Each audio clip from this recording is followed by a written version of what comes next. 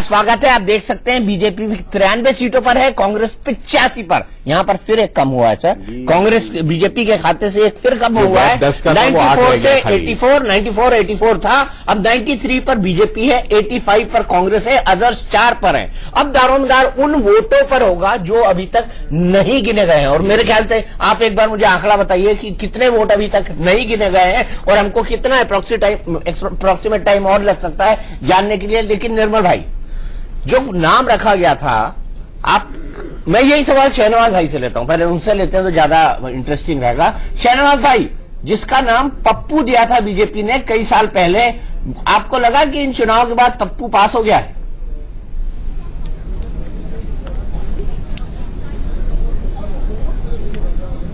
देखिए, हमने कभी भी बीजेपी के किसी प्रवक्ता ने, नेता ने राहुल गांधी जी को पप्पू नहीं कहा। और पप्पू लोग कहते थे, हमारे सर ये इल्जाम आयद नहीं कीजिए कि हमने उनको पप्पू कहा।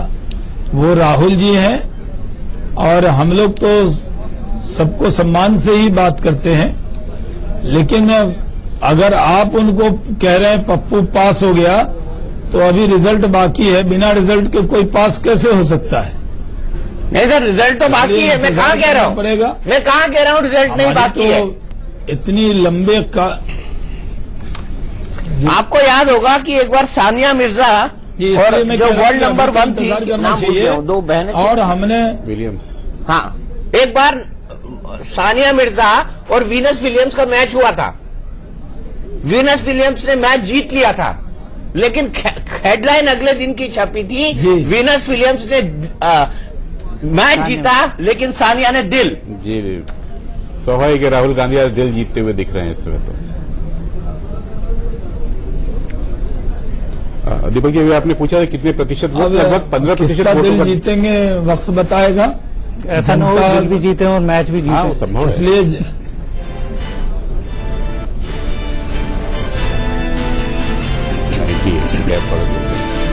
और अब देखिए, आपने 100 की बात की थी, 98 तक पहुंच गए आप, 98 तक पहुंच गए और कांग्रेस 80 पर रह गई है। रुझानों में गुजरात में कांग्रेस को बहुमत मिल चुका है, माफ कीजिएगा, बीजेपी को बहुमत मिल चुका है। 98 पर बीजेपी है और 80 पर कांग्रेस। अब मुझे बताइए शहनवाज भाई, आप जब तक उठेंगे तब तक 100 पूरे होंगे कि नहीं? 6 मिनट बाकी है। देखिए, हम तो 100 पूरा करके ही उठेंगे। बिल्कुल बिल्कुल, जब तक 100 ना हो तब तक आप उठिएगा मत यहाँ से। आपके यहाँ बैठने से पहले सरकार बना के ही उठेंगे, उठने से। ये बोलूँ ना, अब मुझे बताइए अनुज जी बताएंगे। क्या है कि आज का दिन ऐसा है कि सब गेस्ट फिक्स हैं। और जी, ये जब आप यहाँ आए थे तब बीजेपी 93 पर थी, ट्रेल कर रही थी पीछे कांग्रेस से। आप आए हैं तो उसके बाद से अप्रत्याशित बढ़ोतरी हुई, सेंचुरी हो गई है। अरे सेंचुरी हो गई है, बधाई हो शहनवाज जी, सेंचुरी हो गई है आपकी। उनकी बात रह गई। देखिए, आज ये दीपक जी, एक बात तो हुआ, आपका एक वादा जो कल मैंने किया था एग्जिट पोल के दिन, उस पर सवाल उठाया। लेकिन जो आज मैंने दावा किया कि मैं उठने तक 100 मेरे पूरे हो जाएंगे, तो 100 पूरे हो गए। तो मेरी एक बात के लिए तो आप मानेंगे कि मेरा विश्वास कितना है। वैसे आपको कहना चाहिए था मेरे उठने तक 150 हो जाएंगे, तो क्या पता आज वो भी हो सकता था। क्योंकि नरेंद्र मोदी जी पर गुजरात की जनता का विश्वास है। अच्छा, सीधे चलता हूँ राणा यशवंत जी के पास। राणा जी, 100 और 80 आपको क्या लगता है निर्णायक हो गए? लेकिन अभी अनुज जी बता रहे हैं कि मात्र 20% वोट गिने गए हैं। क्या आप बीजेपी के पक्ष में माहौल ट्रेंड सेट होता हुआ दिख रहा है आपको? नहीं, अब तो ये ईवीएम है दीपक, तो ये जो ट्रेंड आपको दिख रहा है आगे नतीजों में यही तब्दील होगा, इसमें बहुत फर्क आएगा ऐसा मुझे लगता नहीं है। 2 बातें चूंकि मुझे न्यूज रूम को जरूरत है, उधर जाना है, तो मैंने सोचा कि बता दूं। जी, दिलचस्प जानकारी है। 5 ऐसी सीटें हैं, ये सीटें जिस किसी भी दल के हिस्से में गई हैं, सरकार उसी की बनी है गुजरात में।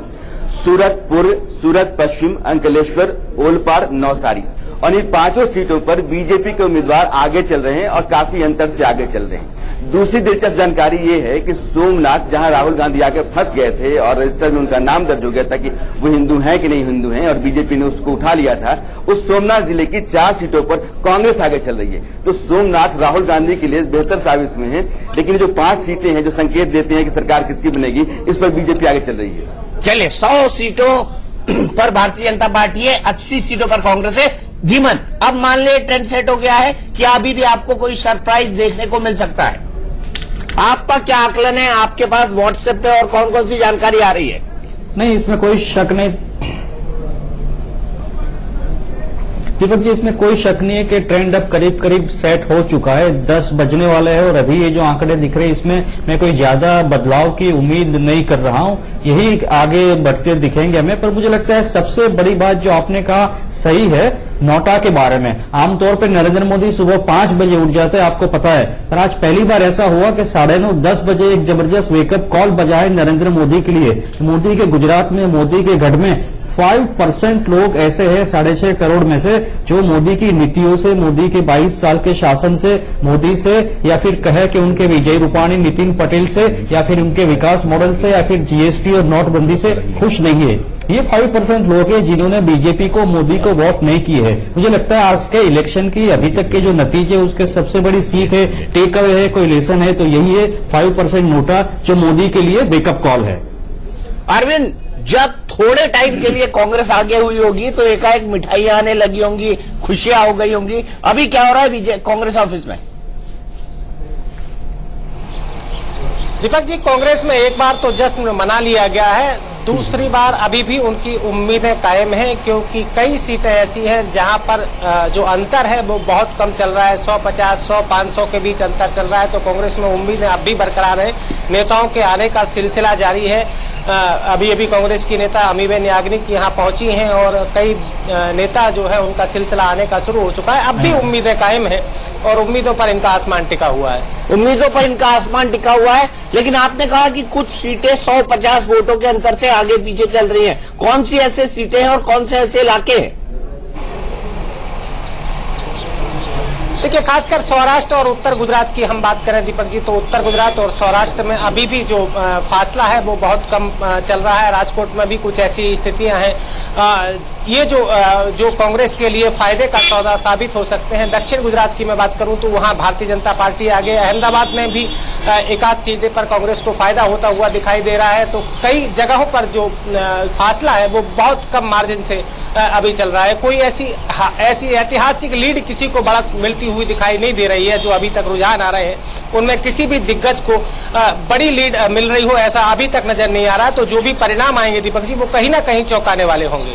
परिणाम चौंकाने वाले होंगे, ऐसा आपको लगता है? यतिंदर, अभी थोड़ी देर पहले हमने देखा था कि कांग्रेस स्ट्रॉन्गर पोजीशन पे हो गई थी और बीजेपी रुझानों में पीछे हो गई थी। क्या थोड़ी देर के लिए बीजेपी के नेताओं की रीढ़ों की धड़कन बढ़ी होगी?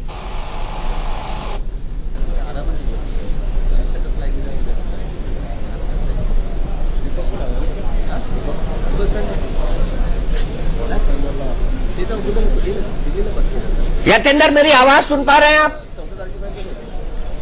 बिल्कुल बिल्कुल दीपक जी, मैं आपको बीजेपी ऑफिस का हाल ही दिखा देता हूं, दिखा देता हूं कि किस तरह से कार्यकर्ताओं और बीजेपी नेताओं की दिल की धड़कन बढ़ी हुई है। हालांकि जब कांग्रेस आगे बढ़ रही थी तो एक तरफ पूरी तरह से शांति यहां पर छा गई थी, लेकिन एक बार फिर से अब कुछ सीटों पर जो रुझान आ रहे हैं उस पर बीजेपी आ गई। तो कुछ देर पहले यहां पर जमकर नारेबाजी भी हुई, जमकर कार्यकर्ताओं ने जश्न मनाना भी शुरू किया, लेकिन अभी फिलहाल वो थम गया क्योंकि जो आंकड़े हैं वो भी ज्यादा बढ़त नहीं है। बड़ी नेक टू नेक फाइट एक तरह से कह सकते हैं, क्योंकि कांग्रेस जिस तरह से आगे बढ़ी है रुझानों में, कई सीटों पर जो बढ़त दिखाई दे रही है उससे बीजेपी नेताओं की चिंता बढ़ गई है। वो माथे पर शिकन साफ तौर पर दिखाई दे रही है। लेकिन फिलहाल दावा फिर भी बीजेपी की तरफ से यही किया जा रहा है कि भले चाहे वो कुछ सीटों से आगे से, लेकिन रुझानों में वो बहुमत तक पहुंच गए हैं, बहुमत से भी आगे, यानी कि रुझान जो आ रहे हैं वो बहुमत से भी कुछ सीटें आगे हैं। लेकिन अभी पलड़ा किसी भी तरफ जा सकता है क्योंकि और 101 तक पहुंच गई है बीजेपी, 101 तक पहुंच गई है। कांग्रेस 80 पर रुकी हुई है फिलहाल और अदर्स 1 पर, और 182 में से 182 के ट्रेंड आ चुके हैं। काफी उठक-पटक चल रही है। मांडवी से कांग्रेस के शक्ति सिंह गोयल अब पीछे हो गए हैं। कांग्रेस के वरिष्ठ नेता है शक्ति सिंह गोयल 1355 वोट से पीछे है। ये महत्वपूर्ण बात है हिमाचल के ऊना में बीजेपी आगे चल रही है, कोई आश्चर्य नहीं है। और अब रुझानों में गुजरात में भारतीय जनता पार्टी को 102 सीटें मिलती दिखाई दे रही है। कांग्रेस 79 पर अटकी हुई है, कांग्रेस 79 पर जाके थम गई है। एक बार ये कांग्रेस बीजेपी से आगे निकल गई थी, लेकिन अब बीजेपी ने फिर लगभग एक डिसिसिव मार्जिन बना लिया है, बढ़ा लिया है। ये कहा जाए तो गलत नहीं होगा, क्योंकि 2 घंटे हो चुके हैं काउंटिंग के शुरू हुए और ईवीएम से फैसले जल्दी जल्दी आते हैं। पहले जैसा नहीं होता कि 2 दिन का इंतजार करिए, 4 दिन का इंतजार कीजिए, पहले सबको मिलाया जाए, फिर सबको खोला जाए, फिर सबको गिना जाए। पर्ची से वोटिंग नहीं होती है। तो बीजेपी ने शतक से ऊपर एक पा लिया है। 103 सीटें अब हो चुकी है भारतीय जनता पार्टी के पास और कांग्रेस 78 पर सिमटती जा रही है।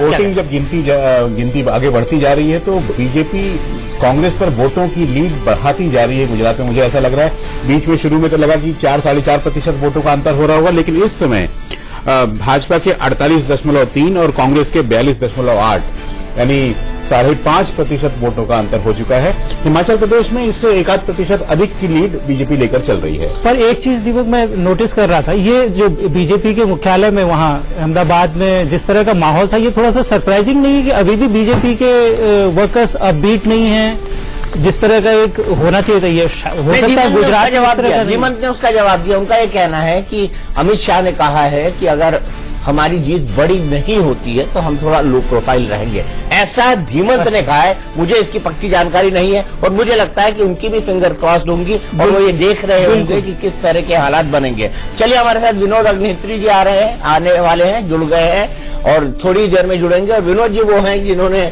हमारी टीम के अंदर ऑड मैन आउट थे, जिन्होंने कांग्रेस को बहुमत दिया था, लेकिन अब इन 76 सीटों को देखने के बाद वो क्या कहेंगे। बीजेपी 105 पर आगे है, कांग्रेस 76 पर आगे है, अदर्स 1 पर आगे हैं। लेकिन मैंने कहा था सर हम उसका अनुमान ही कहेंगे, हम ये नहीं कहेंगे कि वो एग्जैक्ट पोल था। एग्जैक्ट पोल अभी हो रहा है, वो मात्र एग्जैक्ट पोल के हिसाब से हमारा पूर्वानुमान था। तो मैं किसी को कोई दोष नहीं देता कि कौन ने सही बताया, कौन ने गलत बताया। ये हर के देखने का नजरिया यह होता है। और अब देखिए 105 पर बीजेपी है और 76 पर कांग्रेस है। ये सबसे महत्वपूर्ण बात है। अदर सब 1 पर सिमट गए हैं। इसमें छोटू भाई वसावा है कि नहीं, छोटू भाई वसावा की पार्टी 2 सीटों पर आगे चल रही है थोड़ी देर पहले, अभी किस पे पीछे हुई है ये देखना पड़ेगा। तो छोटू भाई वसावा दोनों बाप बेटे लड़ रहे हैं, हाँ पिता पुत्र दोनों लड़ रहे हैं। और रुझानों में गुजरात में अब बीजेपी को 105 सीटें मिल चुकी है, यानी बहुत हद तक बहुमत भारतीय जनता पार्टी को मिल जाएगा। अब इसकी संभावनाएं बहुत ज्यादा आगे बढ़ गई हैं। कुछ इलाके ऐसे हैं जैसे उत्तर और सौराष्ट्र और कच्छ का, जहां पर कांग्रेस आगे है भारतीय जनता पार्टी से और रुझानों में अब कांग्रेस 76 सीटों पर सिमटती हुई दिखाई दे रही है। उधर हिमाचल की बात करें तो बीजेपी ने कंफर्टेबल विक्ट्री पा ली है। 40 सीटें उसके पास है, 22 सीटें कांग्रेस के पास है और अदर्स के पास 1 है। ये ट्रेंड है। 68 में से 63 सीटों के नतीजे सामने आए हैं, लेकिन ट्रेंड साफ साफ बताता है कि कांग्रेस के लिए अब ये गैप भरना संभव नहीं है। क्यों नहीं? बिल्कुल सही बात है। और वोटों का भी गैप जो है ना हिमाचल में भी बढ़ता जा रहा है। शुरू में 5% का था, अभी लगभग 7% वोटों का अंतर बढ़ रहा है जैसे जैसे गिनती बढ़ती जा रही है। मुझे लगता है कि शायद पहले शहरों के बाहर की पेटियां खुली होंगी, अब शहरों में खुल रही होंगी, तो इसलिए वो गैप बढ़ रहा होगा। इसीलिए वो गैप बढ़ रहा होगा। मैं सीधे चलता हूं धीमंत पुरोहित के पास। धीमंत, मुझे ये बताइए 105, 76 और 1 ऑलमोस्ट 110 के आसपास के आंकड़े आपने दिए थे। आप मुझे बताइए कि क्या ये 110 पे जाके टिकेगा? और हमारा एग्जिट पोल कर रहे हैं, अशोक गहलोत आप लोग ध्यान रखो और आप अपने बेटे का ध्यान रखो। ये कोई राजनीति नहीं हुई वहां पर। इसलिए अल्टीमेटली जो कैंपेन हुआ है, राहुल जी ने जिस प्रकार से इश्यू बनाए हैं, एक का जवाब नरेंद्र मोदी जी अमित शाह नहीं दे पाए। जो आरोप लगाए अमित शाह जी के बेटे पर, रेफरेंस पर, कोई जवाब नहीं आया उनका। तो उन्होंने कोई जवाब दिया ही नहीं है। उन्होंने अपने खाली भावना भड़का के काम किया। इस चुनाव में एक बहुत बड़ा सवाल ईवीएम को लेकर रहा। आप लोग सुप्रीम कोर्ट तक चले गए। अगर आखिरी परिणाम कांग्रेस के पक्ष में जो मैजिक फिगर है वो नहीं आता है तो ये आप देखिए, कांग्रेस तो खाली देश के हित में बात कर रही है कि ये भ्रम जो बन गया जनता के अंदर। आप किसी से बात करोगे तो अभी लोग ये कहेंगे कांग्रेस चुनाव जीतने जा रही है अगर मशीनों में गड़बड़ी नहीं हुई है। तो ये आम जनता में अगर भावना पैदा हो जाए, ये देश इतना नहीं है, लोकतंत्र के इतना नहीं है और इलेक्शन कमीशन ऑफ इंडिया के इतना नहीं है।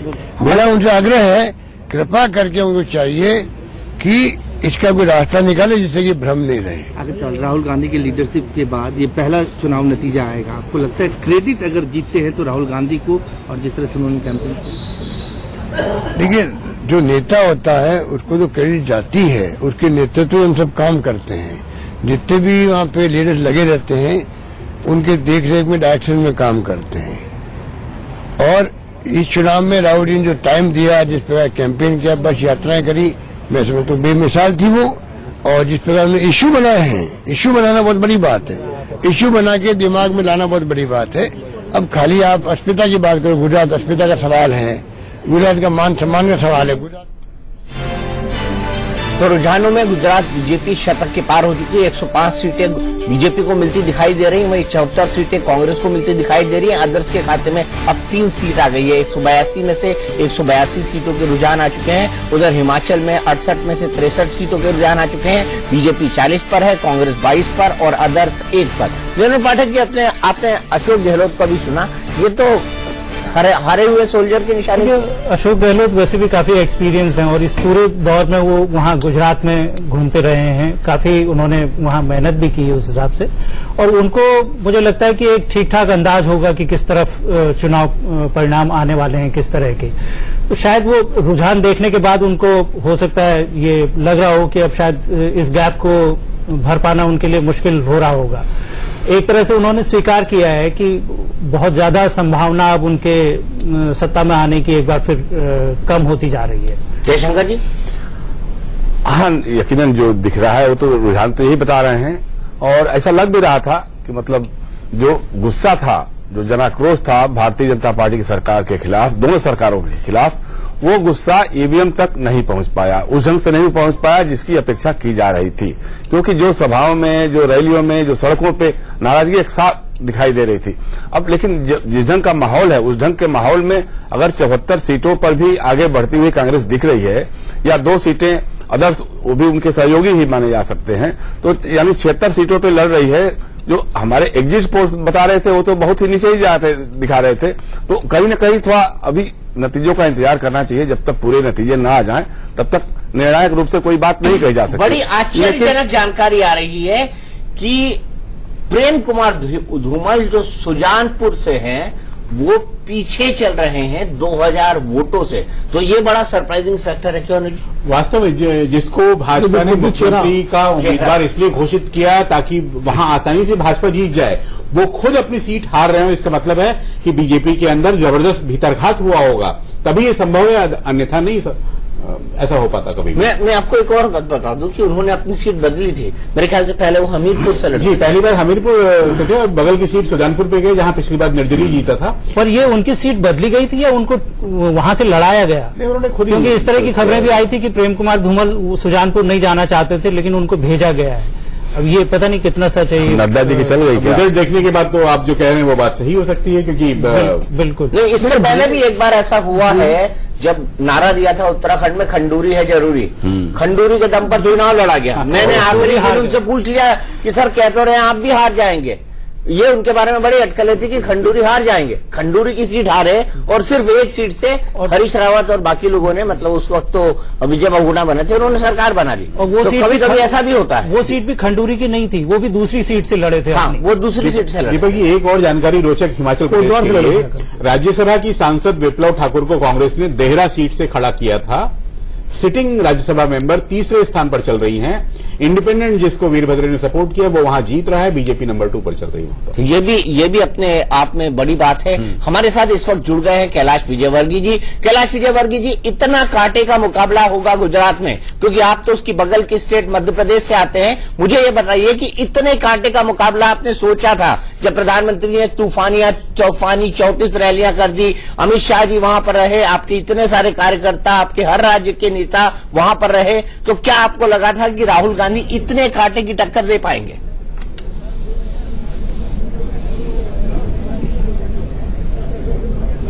देखिए, भारतीय जनता पार्टी के जो वहां पर जो विकासवाद का नारा दिया था, उस हिसाब से हमने अपना काम किया, मोदी जी ने अपना काम किया, मोदी जी ने अपना प्रचार उसी प्रकार किया।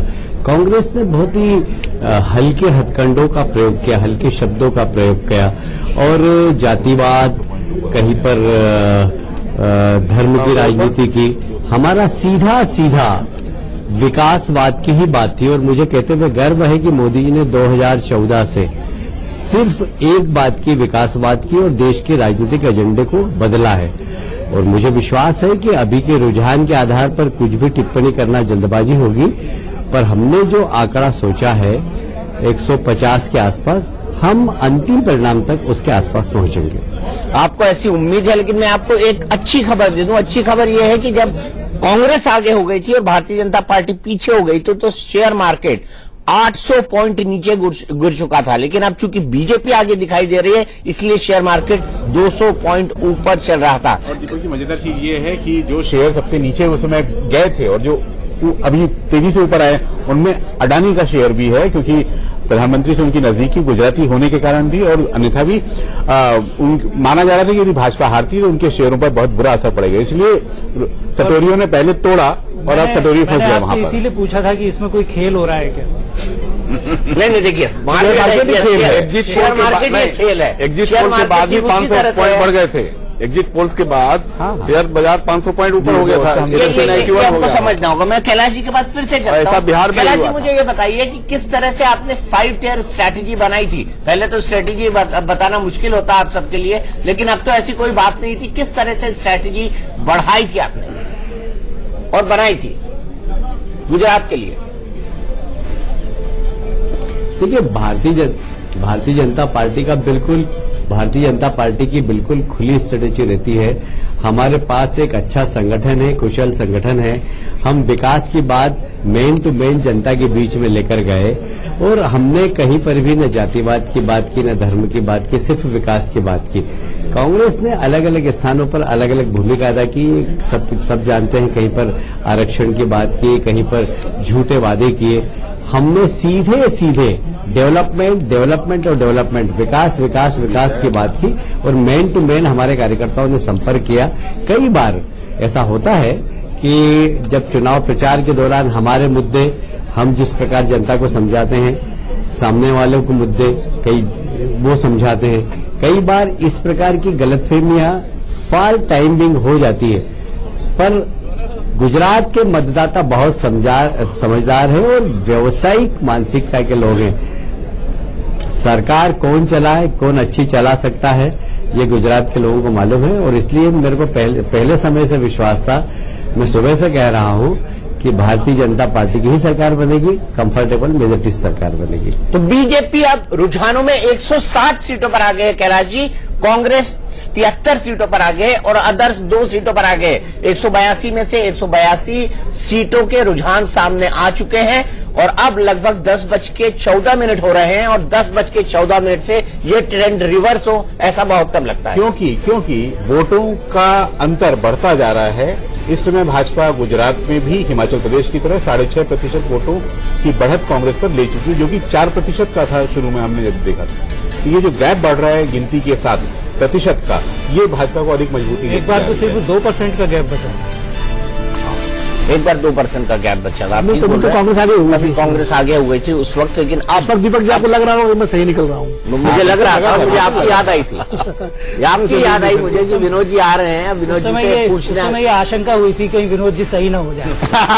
नहीं, मुझे आशंका नहीं हुई थी। मैं तो इनके प्रेडिक्शन की दाद दे रहा था कि विनोद जी ने कितनी सही और कितने पते की बात बोली है, क्योंकि लहरों के खिलाफ तैरना आसान काम नहीं होता विनोद जी, ये बड़ी सीधी सी बात है। कैलाश जी के पास मैं एक बार फिर से चलता हूँ। कैलाश जी, गुजरात और मध्य प्रदेश आपस में लगे हुए हैं, आपकी कॉन्स्टिट्यूएंसी भी गुजरात से ज्यादा दूर नहीं है और आने वाले चुनाव कर्नाटका के बाद मध्य प्रदेश के हैं, राजस्थान के हैं, जो भी गुजरात से लगा हुआ है, और छत्तीसगढ़ के हैं। आपको क्या लगता है इस चुनाव में जो अब मैं बता दूं, आप 104 सीटों पर हो गए और कांग्रेस 75 पर, ये थोड़ा सा आंकड़ा इधर उधर हो रहा है। आपको क्या लगता है बीजेपी की जीत और बीजेपी की हार या कांटे की टक्कर का क्या असर पड़ेगा मध्य प्रदेश और राजस्थान पर?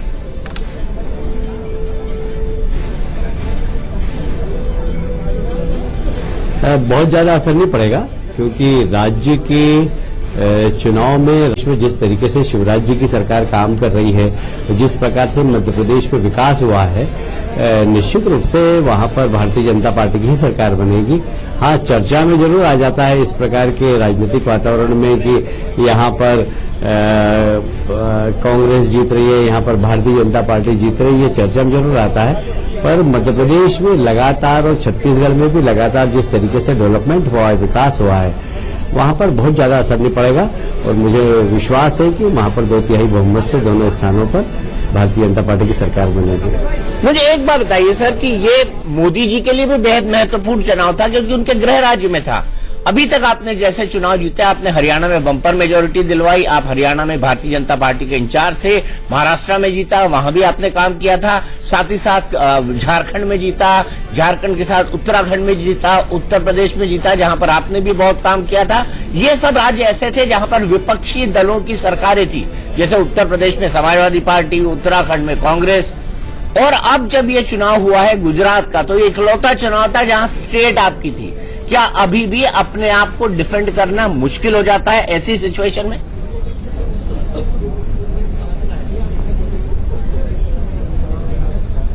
नहीं, देखिए बहुत ज्यादा फर्क पड़ता नहीं, पर फिर भी मैं व्यक्तिगत रूप से ऐसा मेरा मानना है कि मोदी जी वहां पर नेतृत्व कर रहे थे और मोदी जी एक बड़ी पर्सनालिटी हैं। अमित शाह जी भी वहां पर एक बड़ी पर्सनालिटी हैं। दोनों का गुजरात से बाहर आने के बाद थोड़ा सा फर्क तो पड़ता ही, मैं इससे इनकार नहीं करता, क्योंकि बाकी भी कार्यकर्ता हमारे बहुत अच्छे हैं। पर लीडरशिप के हिसाब से जो मोदी जी की लीडरशिप है, जो अमित शाह जी की लीडरशिप है, उनके गुजरात से अलग हटने के बाद थोड़ा सा असर तो पड़ता है। पर फिर भी वहां के कार्यकर्ताओं ने बहुत अच्छा काम किया है, वहां के नेतृत्व ने बहुत अच्छा काम किया है और अच्छे परिणाम आएंगे, ऐसा मेरा विश्वास है। एक आश्चर्यजनक खबर यह आ रही है कि आप कंफर्टेबल विक्ट्री तो पा रहे हैं हिमाचल के अंदर, लेकिन प्रेम कुमार धूमल, जिनको आपने सीएम का कैंडिडेट डिक्लेयर करके रखा हुआ है, उनकी हार हो रही है। कहीं ये उत्तराखंड का रिपीट तो नहीं हो जाएगा जब आपने कहा था खंडूरी है जरूरी, और खंडूरी साहब खुद हार गए, जिसके चलते आपको सरकार गंवानी पड़ी।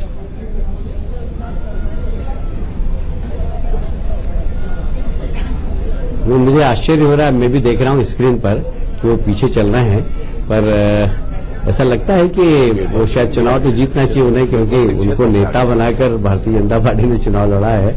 पर कई बार दीपक जी वैसे ऐसी बात करना नहीं चाहिए, पर मैं भाग्य को भी कभी कभी मानता हूं कि भाग्य भी कभी कभी आदमी के साथ दौड़ता है।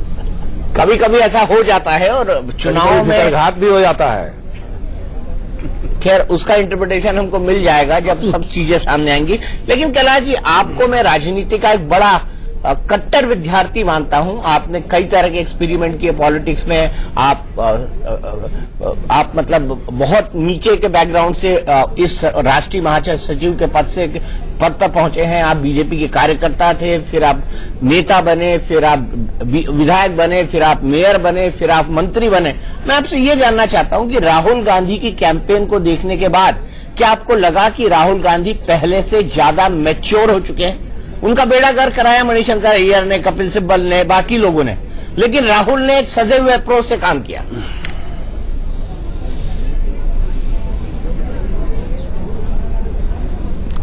यदि आप दीपक जी निष्पक्षता से उनके ट्वीट देखें, उनके भाषण को देखें, तो आप पाएंगे कि स्तरहीन थे। क्योंकि एक राष्ट्रीय नेता से हम इस प्रकार के ट्वीट की, इस प्रकार की, जैसे मैं आपको बताता हूं, महाराष्ट्र में लोकल बॉडीज के चुनाव हुए, वहां पर 2-4 जगह कांग्रेस जीत गई, विशेषकर अशोक चौहान जी के क्षेत्र में। राहुल जी ने देवेंद्र फडणवीस को बधाई दी। मुझे तो आश्चर्य हुआ कि आप कितने बड़े नेता हैं और किस प्रकार का ट्वीट कर रहे हैं। तो आप देखेंगे, आप एनालिसिस करिएगा कि एक राष्ट्रीय स्तर के नेता के ट्वीट और उनके भाषण थे क्या। इसलिए ऐसा नहीं कि वो विरोधी है इसलिए मैं बात कह रहा हूं, पर राष्ट्रीय स्तर के नेताओं का अपना एक स्तर होता है और कांग्रेस एक इतनी बड़ी पुरानी पार्टी है, वहां पर बैठकर उच्च स्तर पर इस प्रकार की टिप्पणी करना, आप खुद विचार करिए। मैं नहीं मानता कि वो मेच्योरिटी है, मैं समझता हूं कि स्तरहीनता ज्यादा है उसमें। ठीक है, मैं अभी एक आंकड़ा बताता हूं कैलाश जी। आदिवासी फैक्टर के कारण, जो आदिवासी फैक्टर था उसमें बीजेपी आगे रही है, कांग्रेस पीछे रही है, और इसमें आरएसएस के जो वनवासी कल्याण आश्रम है उसका बहुत योगदान है, क्योंकि डांग में और कई सारी ऐसी जगह हैं जहां आदिवासियों के बीच वनवासी कल्याण आश्रम बहुत फेमस है और वो कई तरह की सामाजिक गतिविधियां वहां पर चलाता है। तो 13 और 11 बीजेपी और कांग्रेस का, 13 का बीजेपी का रहा है आंकड़ा और 11 का कांग्रेस का रहा है। तो यानी आदिवासी इलाकों में जो परंपरागत कांग्रेस का वोटर था वहां पर बीजेपी ने पीछे रखा है कांग्रेस को। यह भी फैक्टर है जो राहुल गांधी को समझना होगा। राहुल गांधी को समझना होगा और समझकर उसको अमल करना होगा कि आखिर उनके ट्रेडिशनल वोटर्स आदिवासी उनसे क्यों अलग हो गए, क्योंकि मध्य प्रदेश में आदिवासी, राजस्थान में आदिवासी और छत्तीसगढ़ में आदिवासी ये एक बहुत बड़ा रोल प्ले करते हैं। अरविंद शर्मा हमारे साथ जुड़ गए हैं, अहमदाबाद के कांग्रेस ऑफिस है। अब तो मासूमियत छा गई होगी कांग्रेस ऑफिस में अरविंद? थोड़ी सी मायूसी नजर आने लगी है दीपक जी, क्योंकि अब जो फासला है वो बढ़ता जा रहा है। अब जो लीड है वो हजारों में होती जा रही है। कहीं कहीं उम्मीदवार 10,000 5,000 से आगे चल रहे हैं। तो अभी तक पहले जो उम्मीदें थी वो कहीं ना कहीं ऐसा लग रहा है इनकी धूमिल होती हुई नजर आ रही है, क्योंकि लीड जो है ना हार जीत की वो बढ़ती हुई दिखाई दे रही है अभी रुझानों में। ठीक है, अब हम आपके पास फिर आएंगे। आप थोड़ा एक अंदर चक्कर मार के आइए और देखिए कि कितने नेता वहां पे मौजूद हैं उनके कंट्रोल रूम में और कितने नहीं, कितने दिल्ली आ चुके हैं, कितने अभी वहां पर बैठे हुए हैं, क्योंकि कांग्रेस ने भी अच्छी खासी फोर्स लगाई थी अपनी। मैं सीधे लिए चलता हूं आपको कांग्रेस ऑफिस, जहां पे हमारे वरिष्ठ सहयोगी रजत राकेश टंडन ने अशोक गहलोत से बात की है। अशोक गहलोत वही व्यक्ति थे जिन्होंने गुजरात में भारतीय जनता पार्टी के मुकाबले कांग्रेस को चुनाव लड़वाया था और तमाम तरह के गठबंधन किए थे। सीधे सुनते हैं अशोक गहलोत को। गुजरात में जो रुझान दिख रहे हैं वो एग्जिट पोल से बिल्कुल विपरीत है। कांटे की टक्कर दिख रही है गुजरात में कांग्रेस और बीजेपी की। बातचीत करने के लिए गुजरात के कांग्रेस प्रभारी अशोक गहलोत साहब हमारे साथ हैं। सर, एग्जिट पोल जब आया उस दिन भी हम लोग मिले थे, आप कह रहे थे कि बिल्कुल गलत होगा। इस वक्त कांटे की टक्कर दिख रही है, कभी कांग्रेस आगे है, कभी बीजेपी आगे है। मानते हैं कि कांग्रेस ने लड़ाई बिल्कुल ठीक से लड़ी, जो आज फिगर्स दिख रहे हैं उससे सेटिस्फाई हैं आप? लड़ी कांग्रेस ने लड़ी है, बीजेपी तो बात खड़ी हुई। थोड़ी देर पहले लिया गया था ये अशोक गहलोत का इंटरव्यू, लेकिन तब कांटे की टक्कर थी। अब तस्वीर साफ होती हुई नजर आ रही है। अनुज जी, कितने सीटों का अंतर हो गया है? लगभग 30। हाँ,